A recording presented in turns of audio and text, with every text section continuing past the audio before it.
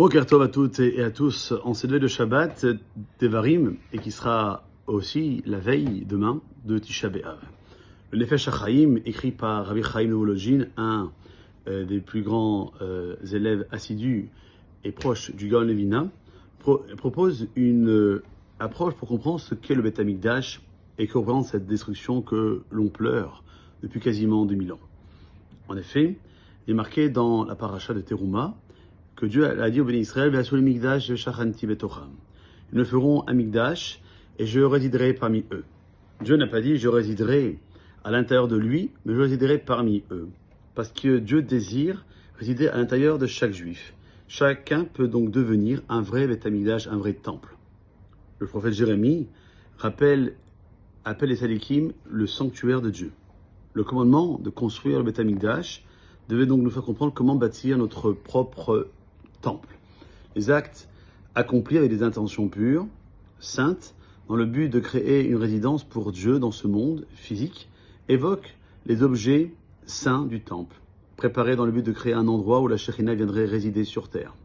Lorsque la conduite des bénis Israël s'est dégradée au point qu'ils ont rendu leur Beth Amikdash intérieur impur, le temple extérieur a automatiquement perdu de sa vitalité, de sa viabilité, et donc il a été détruit.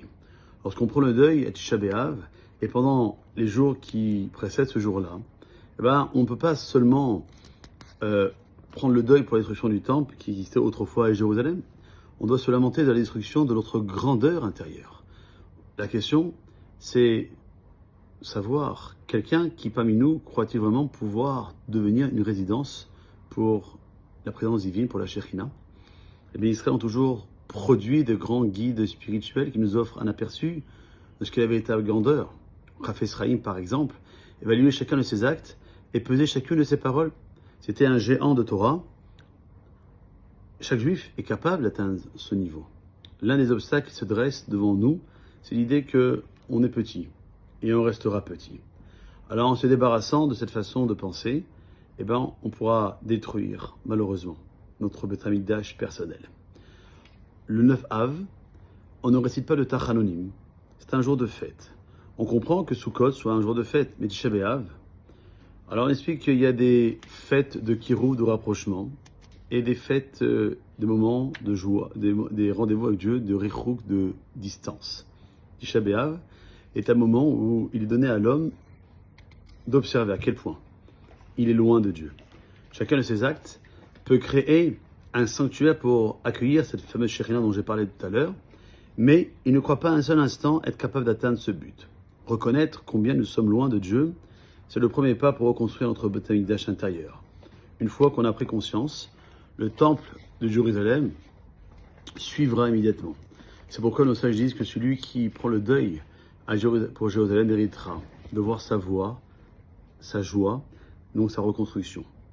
Midrash va encore nous montrer l'importance des bonnes midot, des bons traits de caractère. À l'époque de David Améler, même les jeunes enfants étaient si experts dans l'étude de la Torah qu'ils étaient capables d'expliquer chaque loi de la Torah de 98 façons. Malgré la grandeur de la Torah, qui était vécue à cette génération, quand ils ont fait la guerre contre leurs ennemis, ils ont perdu des soldats au combat parce que le peuple disait du lashon hara, de la médisance. La génération du roi Achav vouait un culte aux idoles. Mais comme elle ne disait pas de lashon hara, les soldats ne tombaient pas au combat. Comment se fait-il que la quantité de Torah étudiée à l'époque de David Améler n'a-t-il pas protégé la génération? Comment pouvait-il y avoir des médisants à l'époque de David Améler?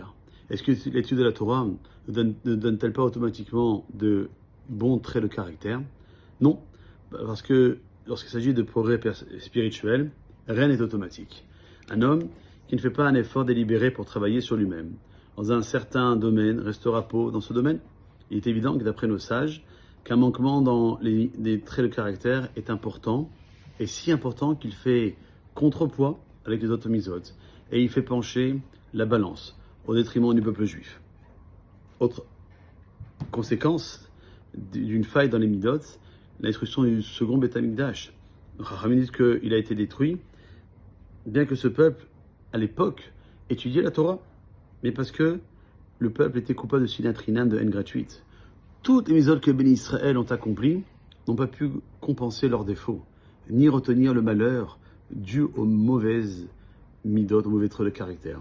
On n'a donc pas d'autre alternative que de faire un effort délibéré pour travailler et développer ces bons traits de caractère. Les qualités n'arrivent pas à elles-mêmes, et en cas de faille dans ce domaine, les conséquences peuvent être Chave Shalom dramatiques.